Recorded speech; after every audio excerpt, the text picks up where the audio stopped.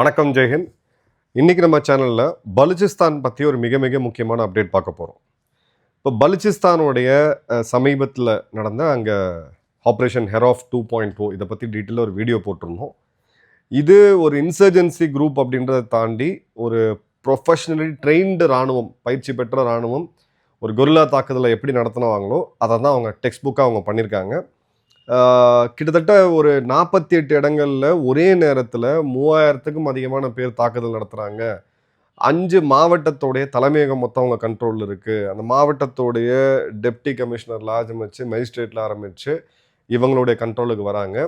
பல நூற்றுக்கணக்கான பாகிஸ்தான் வீரர்கள் கொல்லப்படுறாங்க, நூற்றுக்கணக்கான பேர் சிறைபிடிக்கப்படுறாங்க. அதில் காமெடி என்னென்னா, அந்த சிறைபிடித்தவங்களை துரந்தர் பாட்டுக்கு டான்ஸ் ஆட வச்சு அந்த வீடியோ எடுத்து அவங்க பப்ளிஷ் பண்ணாங்க.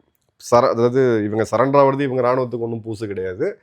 பட் சரண்டர் ஆகிட்டு வெக்கமே இல்லாமல் யூனிஃபார்மில் எதிரிகள்கிட்ட மாட்டிக்கிட்டு அவங்க சொல்கிற பாட்டுக்கு டான்ஸ் ஆடுறதுக்கு பேசாமல் நீங்கள் துப்பாக்கி எடுத்துகிட்டு கொண்டுட்டே போயிடலாம் உங்களை நீங்களே. பட் இவங்களுக்கு அந்த வெக்கமானலாம் கிடையாது. அப்படின்ற போது இது ஒரு லெவல் ஆஃப் அட்டாக் அப்படின்றது அதிகமாகிட்டே போகிறத நம்ம பார்க்குறோம். 5 முக்கியமான ஃபேக்ட் நம்ம பலுச்சிஸ்தானை பற்றி பார்க்கணும். பலூச்சிகள் அப்படின்னு சொன்னால் கூட அவங்க ஒரே இனம் கிடையாது. அவங்களுக்குள்ள நிறைய குழுக்கள் இருக்குது.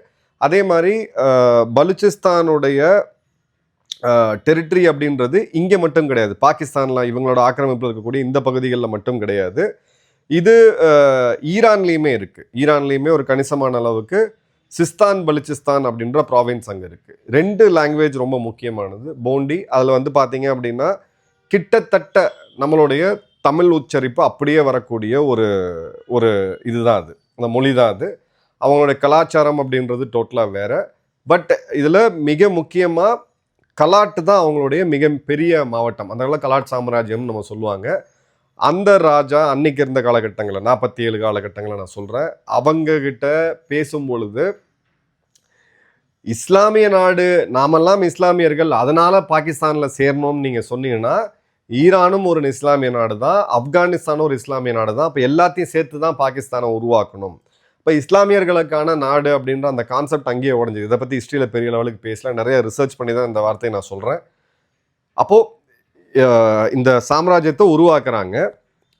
இந்த பக்கம் எல்லையை வரையறுத்தாச்சு, இந்தியா பாகிஸ்தான் எல்லையை பிரித்து வரையறுத்தாச்சு. லட்சக்கணக்கான மக்கள் இறந்து போனாங்க, நம்ம பார்த்தோம். ஆனால் பாகிஸ்தானுடைய மேற்கு எல்லையை அப்போ வரையறுக்கும் பொழுது பலுச்சிஸ்தான் பெரிய லெவலில் அங்கே இருக்குது. பாகிஸ்தானுடைய மொத்த நிலப்பரப்பில் 47% பலுச்சிஸ்தான். ஆனால் பாகிஸ்தானுடைய மொத்த மக்கள் தொகையில் 5% தான் பலுச்சிஸ்தானில் இருக்கிறாங்க. பலுச்சிகள் ரொம்ப வைட் ஸ்ப்ரெட்டாக இருந்தாங்க. ஈரான்லேயுமே இருந்தாங்க, இப்பவும் இருக்கிறாங்க. சிஸ்தான் பலுச்சிஸ்தானில் அவங்க இருக்கிறாங்க. அப்போ இந்த கேள்வியை முன்வைக்கும் பொழுது அவங்களுடைய அந்த ராஜாவுடைய பாராளுமன்றத்தில் அவங்க அந்த நிறைவேற்றணும், சரியா பாகிஸ்தான் கூட போயிடலான்னு போகும்போது எதுக்காக போகணும்னு கேள்வி எழுது.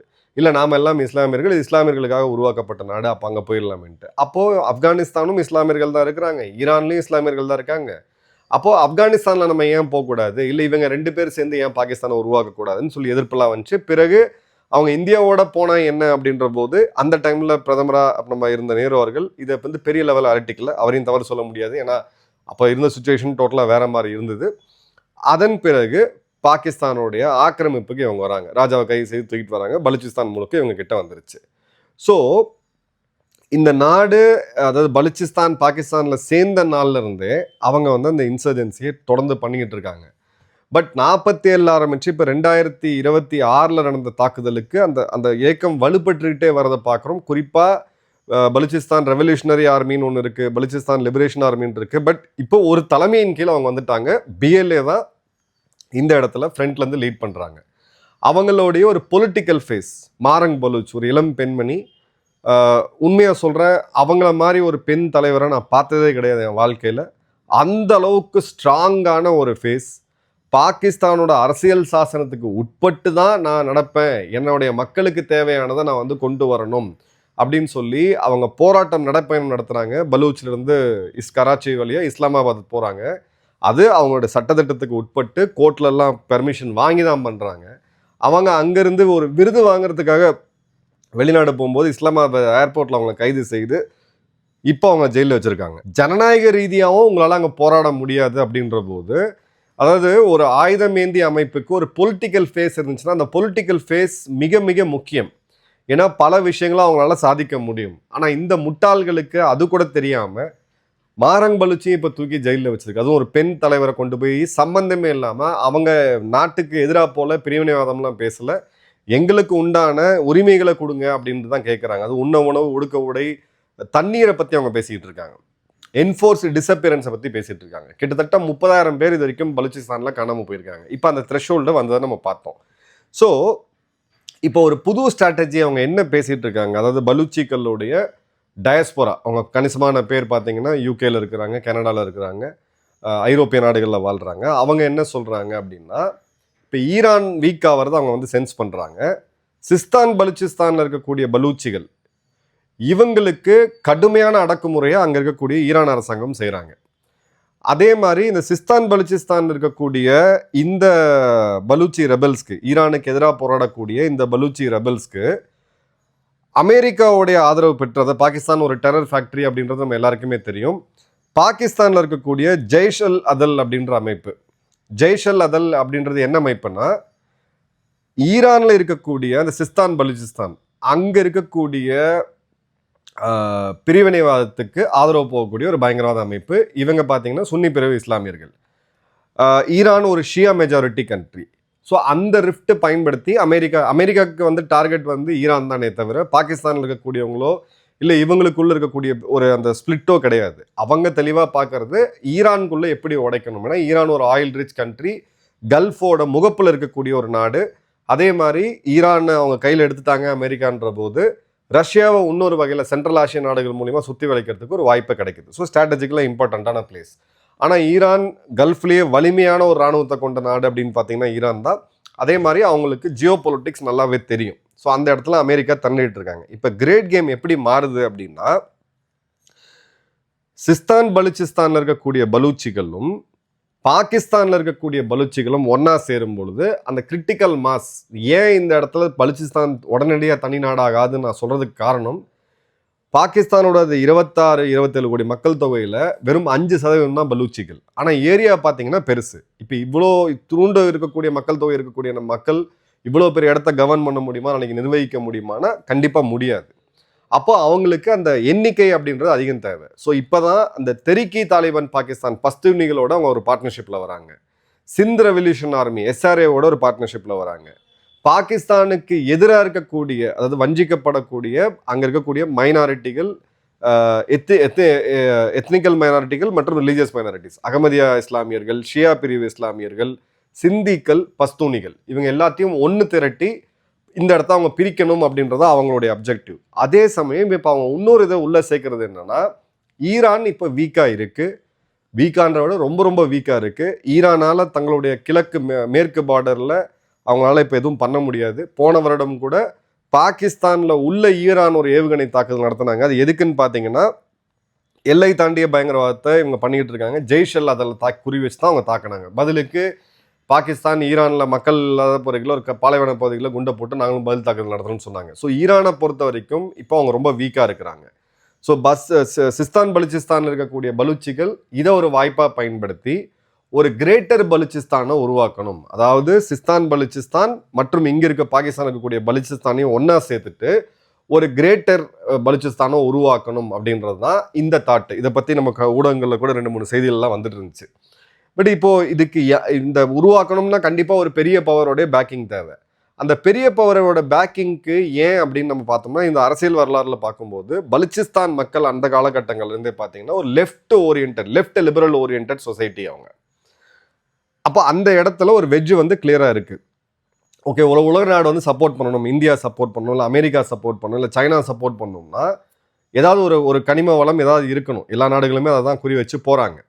அப்போது பலுச்சிஸ்தானுடைய மினரல் வெல்த், அதே மாதிரி ஈரானுடைய ஒரு கணிசமான பகுதி உள்ளே வருது. ஸோ இதை ஒரு மேப்பாக கிரேட்டர் பலுச்சிஸ்தான் இந்த மேப்பை போட்டு பார்த்தீங்கன்னா, ஈரானுக்கு என்ன கேந்திர முக்கியத்துவம் இருக்கோ அது இந்த கிரேட்டர் பலுச்சிஸ்தானுக்கு இருக்குது. பாகிஸ்தான்கிட்ட என்ன கனிம வளம் இருக்கோ அது இப்போ ஒன்றுமே இல்லாமல் போயிடும். பலுச்சிஸ்தான் இல்லைன்னா பாகிஸ்தான் சர்வேவே ஆக முடியாது, ஒரு நாள் கூட சர்வே ஆக முடியாது. அப்போ கனிம வளங்கள் அவங்கக்கிட்ட இருக்குது. கவடார் துறைமுகம் அவங்கக்கிட்ட வந்துருச்சு. சிஸ்தான் பலுச்சிஸ்தானில் இன்னும் 2 துறைமுகங்கள் அவங்கக்கிட்ட வந்துருச்சு. கல்ஃப் ஆஃப் ஒமனுடைய முகப்பில் அவங்க இருக்கிறாங்க. சென்ட்ரல் ஆசிய நாடுகளுடைய ரோட் கனெக்டிவிட்டி உள்ளது, ஐரோப்பா வரைக்கும் போக முடியும். அதே சமயம் கல்ஃபோட ஒரு கணிசமான பகுதியை இங்கிருந்து அவங்க வந்து கண்ட்ரோல் பண்ண முடியும். இது ஒரு நாடா சொல்றேன் நான். இப்போ இந்த இந்த இந்த சொன்ன அந்த 5 பாயிண்ட்டையும் வச்சு கனிம வளங்கள் இருக்கு. கல்ஃப் ஆஃப் ஓமன்ல 2 இல்லை 3 துறைமுகங்கள் அவங்களுக்கு கிடைக்கும். அதே மாதிரி பார்த்தீங்கன்னா ஒரு பெரிய லேண்ட்மாஸ் அவங்களுக்கு வந்து கிடைக்குது. சென்ட்ரல் ஏஷியா நாடுகள் மற்றும் ரஷ்யாவை நோக்கி போகிறதுக்கான சாலை மார்க்கமாக போகிறதுக்கான ரூட் அவங்களுக்கு கிடைக்குது. அதே மாதிரி கல்ஃபை முழுக்க கண்ட்ரோல் பண்ணக்கூடிய ஒரு மிலிட்ரி பேஸ் அங்கே கிடைக்குது. இப்போ இந்த 5த்தையும் சேர்த்துட்டு இப்போ நீங்கள் பலுச்சிஸ்தான், கிரேட்டர் பலுச்சிஸ்தான் வேணும் நீங்கள் அமெரிக்காட்ட கேட்டிங்கன்னா அமெரிக்கா ஏன் வேணாம்னு சொல்லுவாங்க? Question mark. இப்போ இந்த இடத்துல இந்தியாவுக்கு இன்ட்ரெஸ்ட் வேணுமா வேணாமா? இப்போ சபஹார் துறைமுகத்தில் நம்ம இன்வெஸ்ட் பண்ணோம், இப்போ அதில் பட்ஜெட்லேயே அதுக்கான நிதி ஒதுக்கீடு வரல இல்லை அப்படின்ற செய்திகள் நம்ம பார்க்குறோம். ஸோ அப்போ இந்தியாவுக்கு ஒரு ஆல்டர்னேட் கிடைக்குதா? ஏன்னா பாகிஸ்தானை பைபாஸ் பண்ணி போகணும்னா கடல் மார்க்கமாக நமக்கு அந்த என்ட்ரி பாயிண்ட் வேணும். அப்போ இந்தியாவுக்கும் ஒரு மிகப்பெரிய கெயின் இருக்குது. இன்னொரு பக்கம் சீனா எடுத்திங்கன்னா பாகிஸ்தானை எடுத்துட்டு, ஏன்னா இருக்கிறதுலேயே அதிகமாக அடி வாங்க போகிறது சீனா தான். ஏன்னா அதிகமான இன்வெஸ்ட்மெண்ட்ஸை பண்ணியிருக்கிறது இந்த பகுதிகளில் சீனா தான். ஸோ இருக்கிறத காப்பாற்றிக்கணும். அப்போது இந்தியாவோடையோ ஏதாவது ஒரு இடத்துல ஒரு அக்ரிமெண்ட் வந்து இதை பிஆர்ஐன்னு சிபெக் உள்ளே கொண்டு வராமல் இதை வேற மாதிரியாக கொண்டு போக முடியுமா? சைனாக்கு அது இருக்குது. பட் சைனாவோடைய அந்த இது வந்து ரொம்ப டிஸ்டன்ஸ் ட்ரீம். நிச்சயமாக இந்த இடத்துல ஒரு கிரேட் கேமிங்கை பிளே ஆரம்பிச்சிருச்சு அப்படின்றத பார்க்குறோம். ஏன்னா மீடியா, வெஸ்டர்ன் மீடியா ஒரு விஷயத்த நரேட் பண்ணுறாங்கன்னா அதுக்கு பின்னாடி பொலிட்டிக்கல் அப்ஜெக்டிவ் இல்லாமல் அவங்க பண்ணவே மாட்டாங்க. ஸோ கிரேட்டர் பலுச்சிஸ்தானில் ஈரானோடைய ஒரு 15-20% லேண்ட்மாஸ், பலுச்சிஸ்தானுடைய முழு லேண்ட்மாஸ், இது ரெண்டுத்தையும் சேர்த்து பார்க்கும் பொழுது இதில் மிகப்பெரிய கெய்னர் யாருன்னு பார்த்தீங்கன்னா ஆப்கானிஸ்தான். ஏன்னா ஆப்கானிஸ்தான்கிட்ட துறைமுகம் கிடையாது. இப்போ பிஎல்ஏக்கு சப்போர்ட் பண்ணுறதுக்கு டிடிபியோட ஹெல்ப் தேவை. அதே மாதிரி இப்போ பிஎல்ஏவுக்கு கிடைக்கக்கூடிய ஆயுதங்கள் எல்லாமே ஒரு வகையாக பார்த்தீங்கன்னா ஆப்கானிஸ்தான்ல தான் வந்துகிட்டு இருக்கு. துரந்தர் மூவியில் பார்த்துருப்பீங்க, அந்த ட்ரக் ட்ரேடெல்லாம் ரொம்ப ஃப்ரீயாக பண்ணுவாங்க. இன்றைக்குமே ஈரான் மற்றும் பாகிஸ்தான் பார்டரில் இந்த ட்ரக் ட்ரேட் அப்படின்றது ரொம்ப சர்வசாதாரணமாக நடந்துகிட்டு இருக்கு. ஸோ இந்த மாதிரியான ஒரு பகுதியில் நாளைக்கு ஆப்கானிஸ்தான், கிரேட்டர் பலுச்சிஸ்தான் சேர்ந்து ஒரு உடன்படிக்கைக்கு வராங்க. ஓகே, எங்களுக்கு போர்ட் ஆக்சஸாக அடுத்த 99 வருஷத்துக்கு கொடுங்க, ஒரு சாலை எங்களுக்கு கொடுங்க அப்படின்னு சொல்லி அந்த ஒரு டேர்ம்ஸில் வந்தாங்கன்னா ஆப்கானிஸ்தான் மிகப்பெரிய ஒரு வளர்ச்சியை நோக்கி போகக்கூடிய வாய்ப்பு நிச்சயமாக இருக்குது.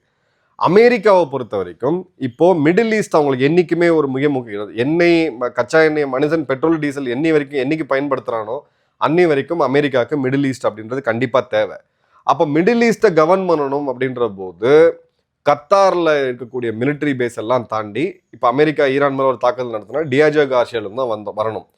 இப்போ இந்த இடத்துல கம்ப்ளீட்டாக அரபு நாடுகளோட உதவியே இல்லாமல் ஒரு மிகப்பெரிய மிலிட்ரி பேஸை அவங்க கிரேட்டர் பலுச்சிஸ்தானில் கொண்டு வந்தாங்கன்னா இந்த பக்கம் பார்த்தீங்கன்னா சைனாவையும் அவங்களால கண்ட்ரோல் பண்ண முடியும். ஏன்னா இதே கிரேட்டர் பலுச்சிஸ்தான்லேருந்து ஒரு 1300 கிலோமீட்டர் தொலைவில் தான் சைனாவுடைய அணு ஆயுத கிடங்கே இருக்குது, ஷிங்ஜியாங் ப்ராவின்ஸில். ஸோ சைனாவையும் கட்டுப்படுத்த முடியும், இந்தியாவையும் ஓரளவுக்கு செக்கில் வைக்க முடியும், அதே சமயம் வளைகுடா நாடுகளையும் கட்டுப்படுத்த முடியும். இந்த மிலிட்ரி பேஸை ஆப்ரேட் பண்ணுறதுக்கான பணத்தையும் நீங்கள் அங்கேருந்து எடுக்க முடியும், கனிம வளங்கள் எடுக்க முடியும், ரோட் கனெக்டிவிட்டி எல்லாமே இருக்குது.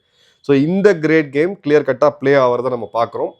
இந்திய அரசாங்கம் கொஞ்சம் இதை வந்து உடைச்சு பலுச்சிஸ்தானில் இருக்கக்கூடிய கடைசியாக பிரதமர் அவர்கள் பேசினது 2015 செங்கோட்டையில் சுதந்திர உரையில் பேசினார். பலுச்சிஸ்தான் மக்கள் நம்மகிட்ட ஆதரவு கேட்குறாங்க, இந்தியா உங்களுக்கான இதை ஆதரவு கொடுக்குன்னு சொல்லி. இப்போ அந்த அரசியலை கையெடுக்க வேண்டிய கட்டாயம் இந்தியாவுக்கு இருக்குது. ஏன்னா பாகிஸ்தான் ரொம்ப வீக்காக இருக்காங்க. இந்தியா அமெரிக்கா வர்த்தக உறவு அப்படின்றது, ஒப்பந்தம் அப்படின்றது போடப்பட்டிருக்கு. ஜியோ பொலிட்டிக்கலாக காஷ்மீரில் இருக்கக்கூடிய நம்மளுடைய உரிமையை அமெரிக்கா அங்கீகரிக்கிறாங்க, அக்ஷாய் சின் உட்பட. ஸோ இந்த ஸ்வீட் ஸ்பாட்டை பயன்படுத்தணும். இந்த ஸ்வீட் ஸ்பாட்டை பயன்படுத்தும் போது ஒரு சில காம்ப்ரமைஸும் இந்தியா வந்து பண்ண வேண்டியிருக்கும். இதனால பாதிக்கப்படக்கூடிய இன்னொரு மிக முக்கியமான நாடு எதுன்னு பார்த்தீங்கன்னா ரஷ்யா தான். ஏன்னா நேற்று தான் ரஷ்யா இந்தியாவை உறுத்துறதுக்கு, ஏன்னா இந்தியா அமெரிக்காவுடைய இந்த வர்த்தக ஒப்பந்தம்லாம் போட்டு இந்த இரு நாடுகளோட இது வரும்பொழுது, அது ஒரு ரஷ்யா ஆயில் இந்தியா வாங்காதுன்னு ட்ரம்ப் திரும்ப திரும்ப சொல்லும் பொழுது ரஷ்யாவும் தங்களோட காய்களை நகர்த்துறாங்க. ரஷ்யா காய்கள் நடத்தும் போது ஆப்வியஸாக அவங்க இந்தியாவுக்கு எதிராக இருக்கக்கூடிய பாகிஸ்தானை தான் பயன்படுத்துவாங்க. பாகிஸ்தானுக்கும் ரஷ்யாவுக்கும் ஒரு ஆன்டி டெரர் கோஆப்ரேஷன் பண்ணலாம் அப்படின்ற ஒரு இதை வந்து அவர் கொளுத்தி போட்டிருக்காரு. ஏன்னா இதில் ரஷ்யாவை ஈடுபடுத்தி பண்ணுறது தான் correct. So Afghanistan, India, Russia மற்றும் சென்ட்ரல் ஆசிய நாடுகளோட ஒரு கூட்டமைப்பு இருக்குது, ஒரு பிளாக் இருக்குது. அந்த பிளாக் மூலியமாக பண்ணும்பொழுது அமெரிக்க எதிர்ப்பை சந்திக்க வேண்டியது இருக்கும். இல்லை அமெரிக்கா மூலியமாக பண்ணும்போது பட் ரஷ்யாவால் அமெரிக்கா அளவுக்கு ஸ்ட்ராங்காக பண்ண முடியல. ஈரான்லையும் பார்த்தோம், இன்றைக்கி மிடில் ஈஸ்ட்லேயும் எங்கேயுமே அவங்க இல்லை. ஸோ ஒரு ஆப்பர்ச்சுனிட்டி அப்படின்றது கிளியராக கிடச்சிருக்கு. இது மட்டும் நம்ம செஞ்சு முடிச்சிட்டோம் அப்படின்னா நம்மளுடைய டிஃபென்ஸ் பட்ஜெட்டு, நம்மளுடைய இராணுவத்தை மொத்தத்தையும் சீனாவை நோக்கி நம்ம ஃபோக்கஸ் பண்ணலாம். பாகிஸ்தான்றது வெறும் பாகிஸ்தான் பஞ்சாப் மாகாணமாக மட்டும் இருக்கும். அதை எப்படி மேனேஜ் பண்ணணுன்றது இந்தியாவுக்கு தெரியும். என்ன நடக்குன்றதை பார்ப்போம். நன்றி, வணக்கம், ஜெயன்.